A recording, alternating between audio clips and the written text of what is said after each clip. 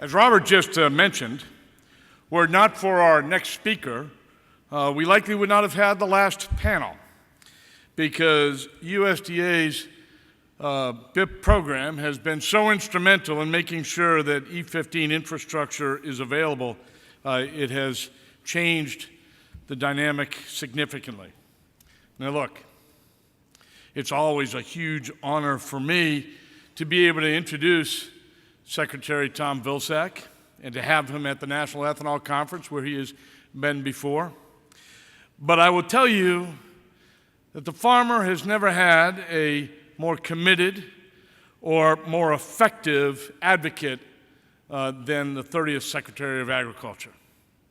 You know, during his time as Secretary, farmers saw the highest level of farm income in history. Agricultural trade has expanded faster than any time in history. And because of his singular efforts, investments in infrastructure to promote value-added agricultural products, including most specifically E15 and E85 blender pumps, has never been better.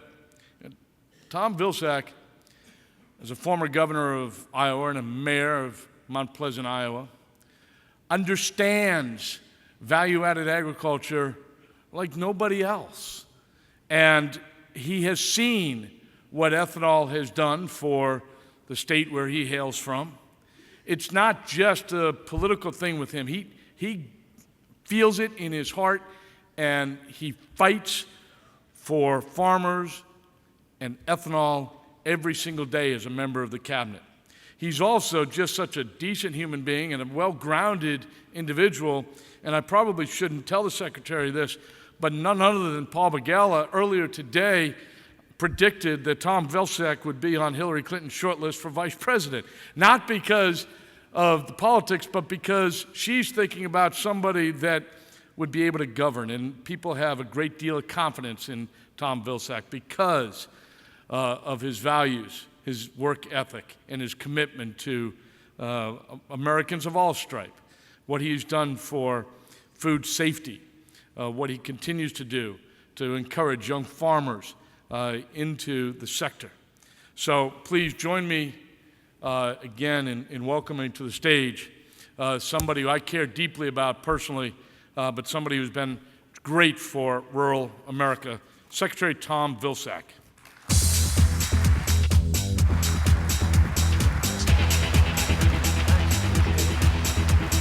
Thank you. Thank you very much. Thank you. Thank you. I'm sure most of you folks are probably wondering how it is that Bob Dineen had time to watch Bob Begala, given the fact that he's running this conference. When did you have a chance to watch TV? I think you made that up. Oh, he was here.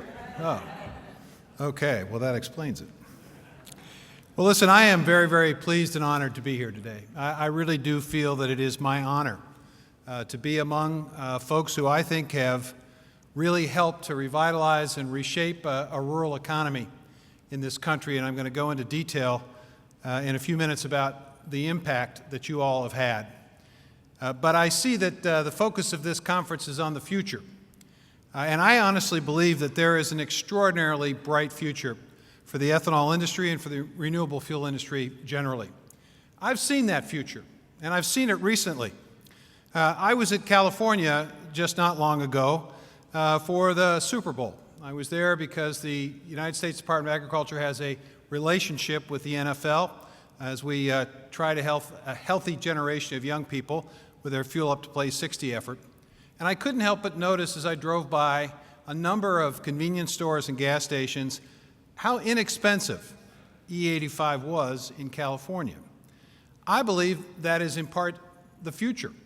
We're going to see less expensive opportunities for consumers because the ability to sell more E15, E85, and higher blends is directly related to the fact that there is a customer demand.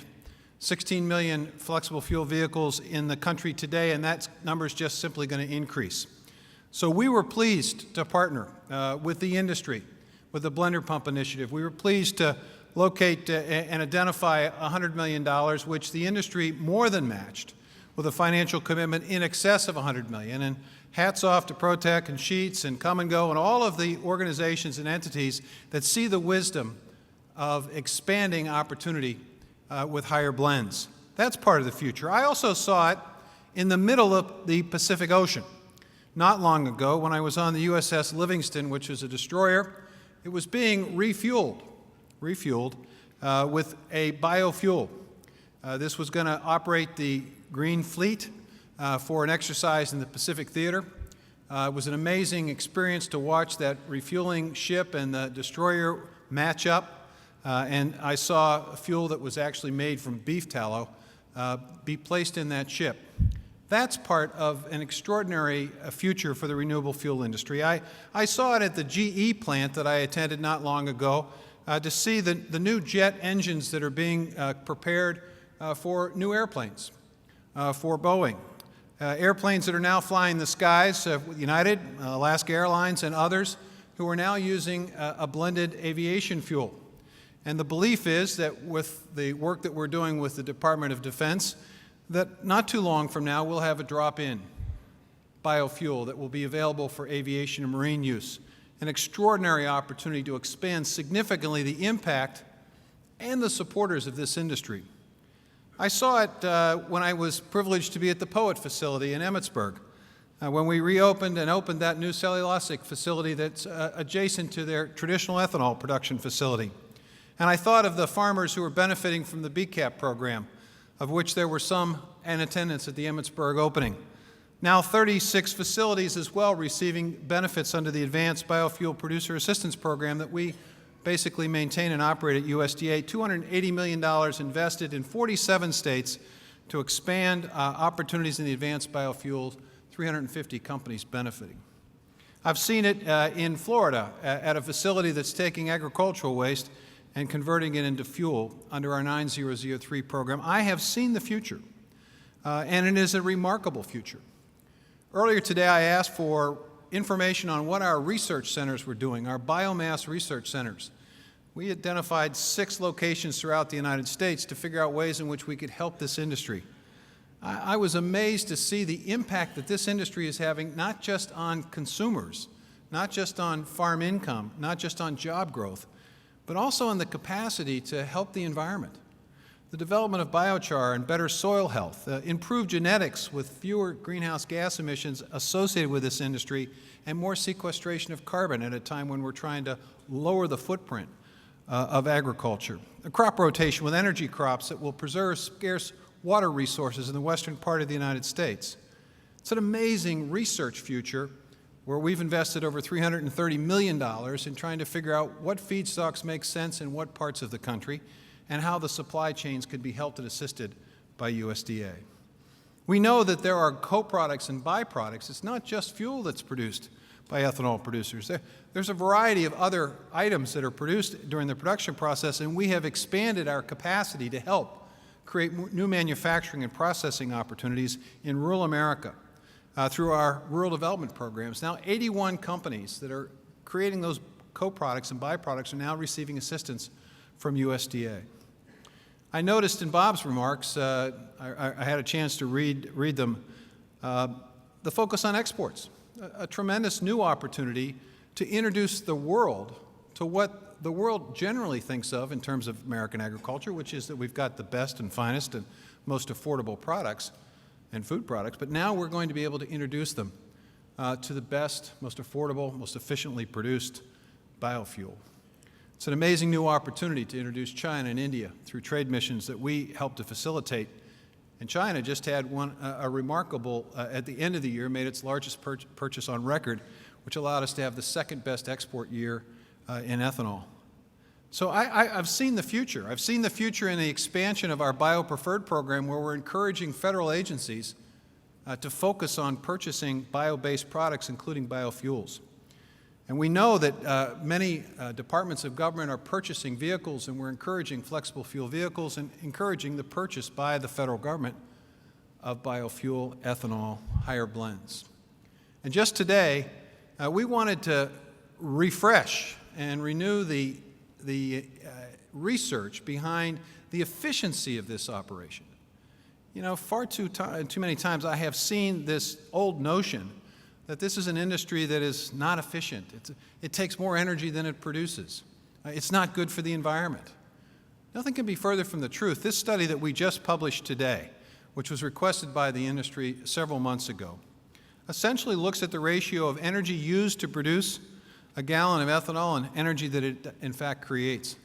And the ratio has increased significantly since the onset of this industry. It's now at about a 2.3 to 2.8 ratio. An incredible production increase, efficiency increase, all as a result of the work of the folks in this room.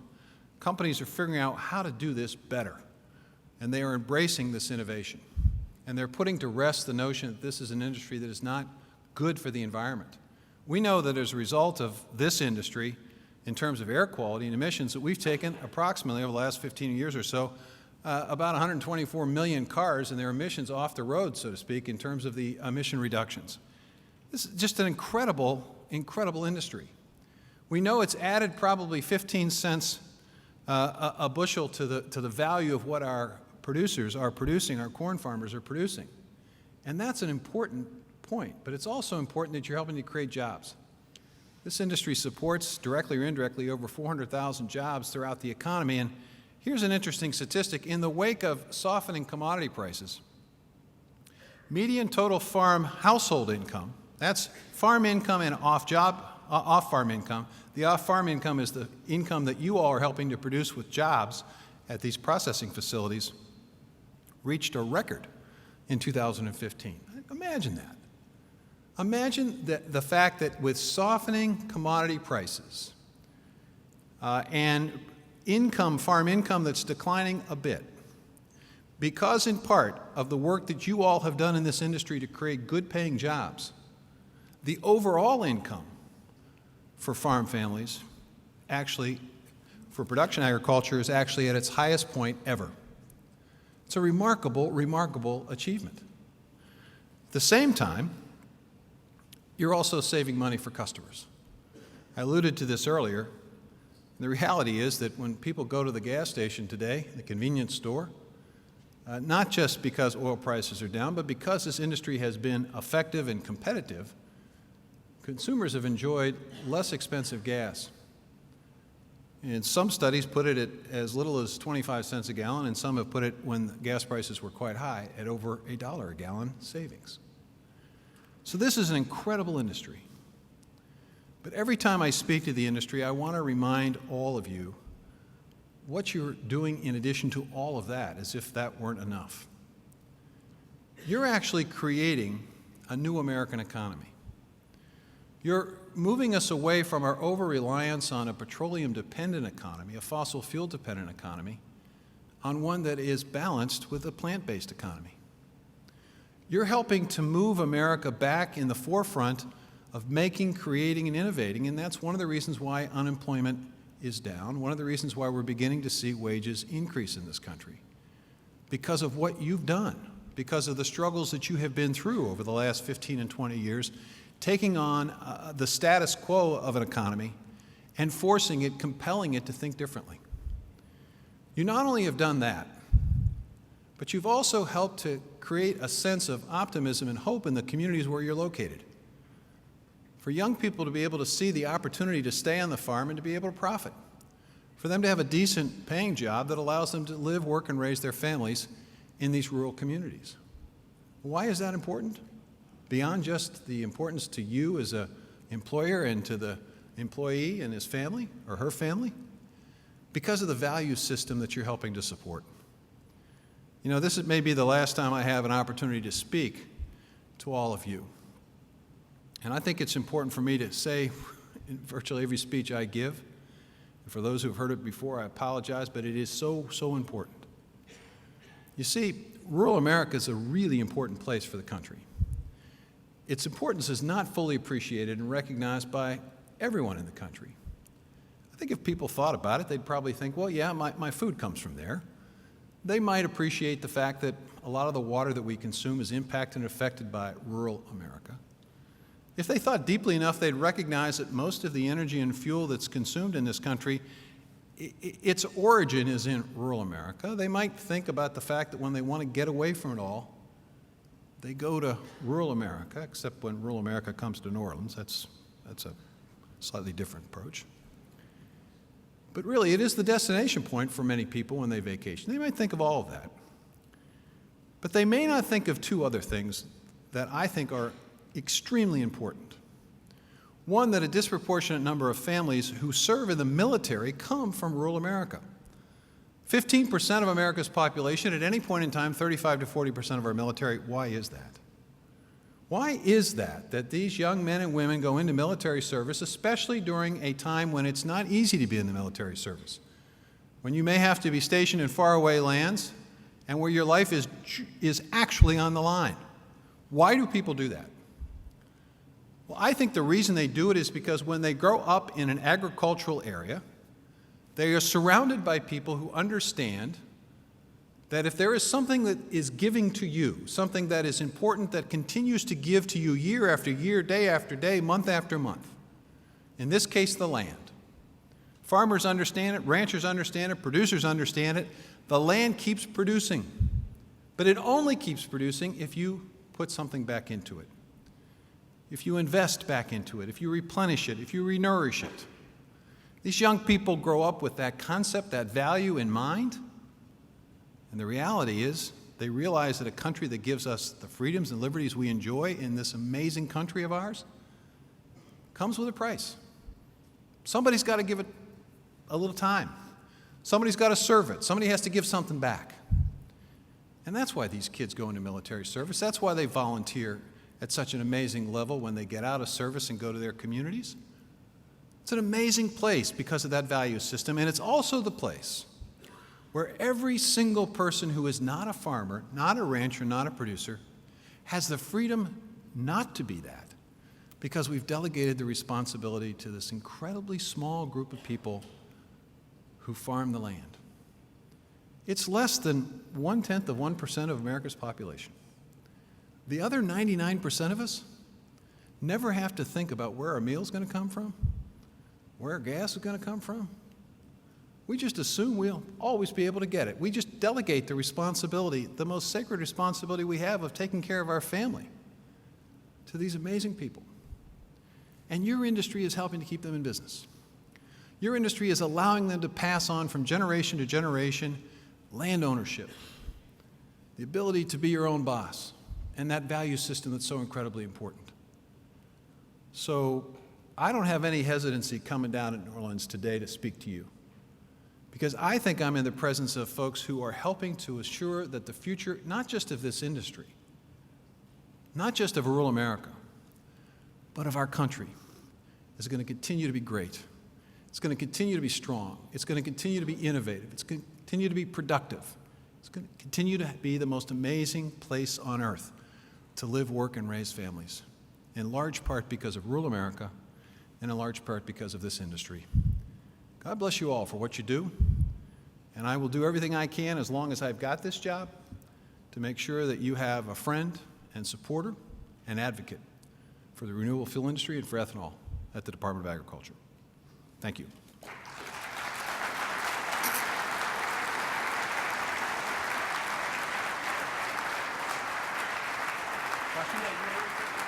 Yeah. Okay. See what I mean? The guy's amazing. He has agreed to take a couple of questions, so if there are, please feel free to go to one of the microphones and ask the secretary, but I will advise everybody to be polite because I love this man. Just saying. Well, I agreed to take the questions. I didn't agree to answer them. Questions?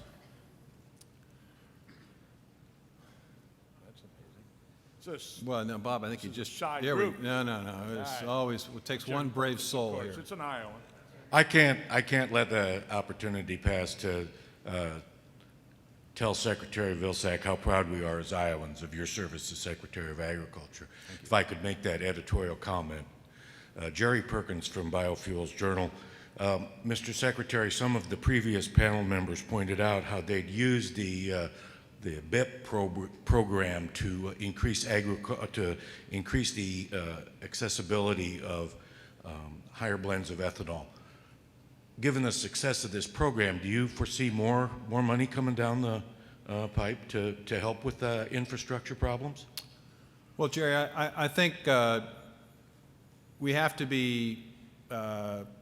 show results from the BIP program. We have to show the expansion of opportunities. You know, we've estimated, and I think with the industry's help, that we're looking at more than 5,000 potential new opportunities to access higher blend. If we begin to actually see the delivery of that, and I'm sure we will, we'll be able to point to states where this has been extraordinarily successful, governors who have been supportive of it. We can build the coalition that doesn't require a secretary to sort of take the leap here, which is what we had to do, but allows us to convince Congress that this ought to be an ongoing investment. You know, we found an opportunity within CCC, and generally when we find one of these opportunities, Congress the next year shuts the door. Now, what's interesting is they didn't do it this year. They didn't shut the door this year. Now, why is that? It's because this industry is beginning to branch out. It's beginning to expand itself beyond a Midwest base, now into 21 states with a blender pump effort. You begin to create that political power that makes it really, really difficult for folks to say, whoa, Mr. Secretary, you've stepped too far down the line. There are people in Congress, we know this, that would like to end this industry or certainly cripple it. But what you're doing with this blender pump is you're creating the political support for the industry that will allow it to expand opportunities with future farm bills and in future appropriations bills. But we need results. We need specific results, and I think we're going to get them. And once we have those specific results and we see that there is greater demand than what we've been able to provide, at that point, I think we're then in a position to go back and say, let's try this again. Try it again, and we see what the reaction is. But I think right now, I have to be a little cautious because I don't want the Congress in the appropriations process to do what they have historically done, which is to clamp down on the flexibility. In fact, what I hope they are able to do is actually unleash that flexibility, because we're now dealing with lower commodity prices, and one way of dealing with lower commodity prices is to give the Secretary and future Secretaries the capacity to be innovative and creative. I really appreciate the fact that the industry gave me this opportunity and you took advantage of it, and I think, frankly, exceeded my expectations. I didn't expect to see a competitive bid from Texas, for example. You know, that was kind of nice to see. There are a few folks down in Texas, well, actually, they're probably in South Carolina today, that ought to know about that. Texas is involved in this. I think I want to reiterate with everyone here our thanks to you, Secretary Vilsack, for what you have done for both the RFS, the RFA, our industry, and just give you a round of applause for that. Thank you.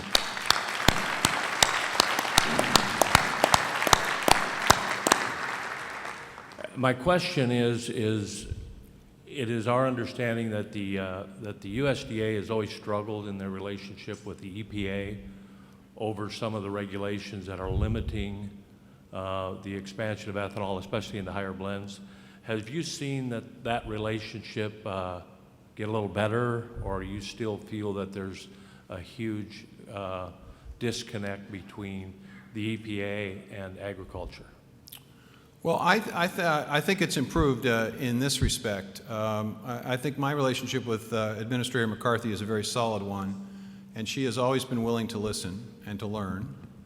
And you know, I know that the RFS numbers, we always talk about them and debate about them, and maybe they weren't what everybody would like to have seen them be, but they were better, and I think they were better in part because of the relationship. I would say that we're working trying to figure out a creative way to deal with the vapor pressure issue, which I know is important. EPA's got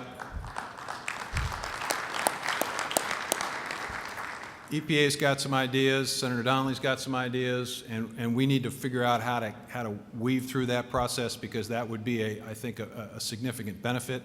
And I think the EPA is open to that, based on my conversations with Administrator McCarthy.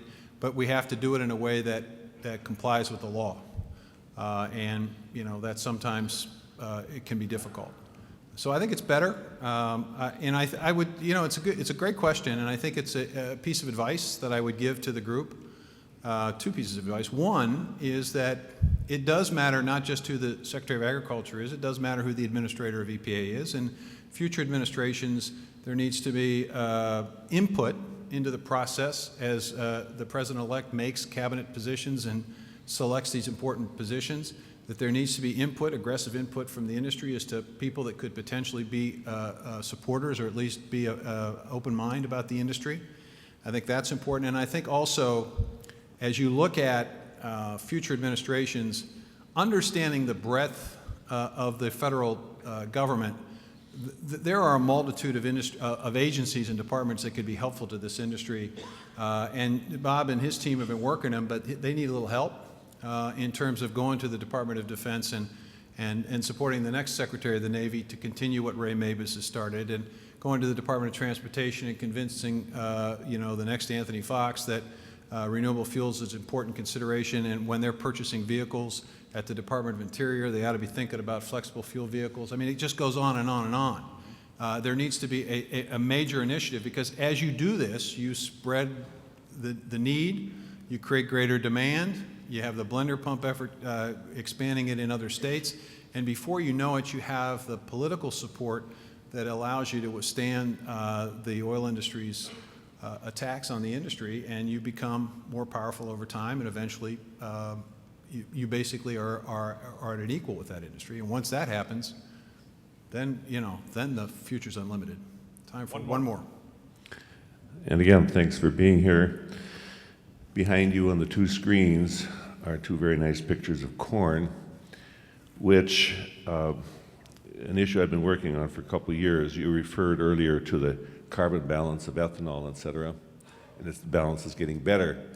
One question I often had is all that carbon input into the growing crop, is that all levied against the ethanol, or is there some distinguishing factor that would let the distillers' grains carry some of the load? Secondly, my understanding with working with Dr. Fred Bilo in Illinois, about 70% of the fertilizer uptake of the corn crop behind you happened before the cobs were extended. The photosynthesis process in chlorophyll takes in the carbon dioxide molecule, uses half of the molecule to create the corn plant, and releases the other oxygen molecule to the air. Do we get any credit for that? Does the oil industry release any oxygen for the rest of us? And so many things that I don't think the corn crop and ethanol is getting credit for. Well, I think you're right, and I think the report that we put out today is designed to try to address some of the issues that you've raised, which is that you can't take a very narrow look at this issue of efficiency. You've got to understand what the entire production process is, all the products that are produced, the co-products and byproducts as well as ethanol, and you have to factor that all into the equation. And I think that's why you see the ratio in part increasing. The other part of it is that this industry has worked on efficiency.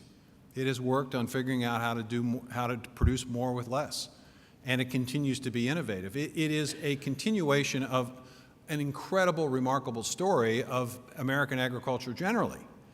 I get these charts every day from our Economic Research Service, and the chart last week showed that crop production in this country in my lifetime has raised 170%, which is pretty extraordinary. But it's really extraordinary when you realize that it has been done with 26% less land, inputs relatively stable. In other words, the amount that goes into producing it isn't remarkably increased, and 22 million fewer farmers.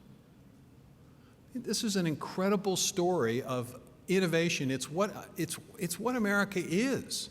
It's a place that constantly reinvents itself and constantly reinvents its economy. And the reality is that I think for a while we talked ourselves into thinking that we didn't need to do that. Well, this industry, I think, has spurred a rethinking in rural places. that we always have to reinvent ourselves. We always have to be more efficient. We always have to figure out what's the next best, greatest thing. This industry has done that for rural America, and the result is median family farm income at record levels. The result is unemployment coming down. The result is we're seeing a slight reduction in poverty in rural areas. That's a result of what we, in partnership, have been able to do with this industry. That's why I'm so optimistic about the future, because this industry is going to continue to be innovative. There's no question about that.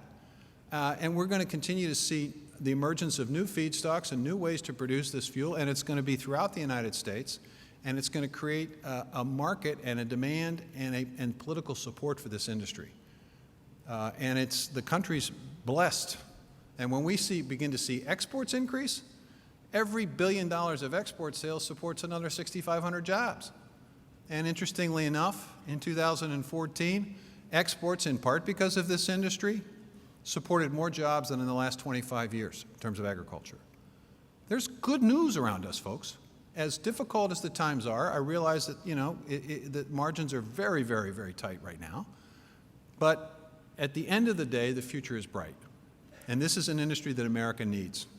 And this is an industry that I think America will continue to support. Thank you all. I appreciate it again very much. Thank you.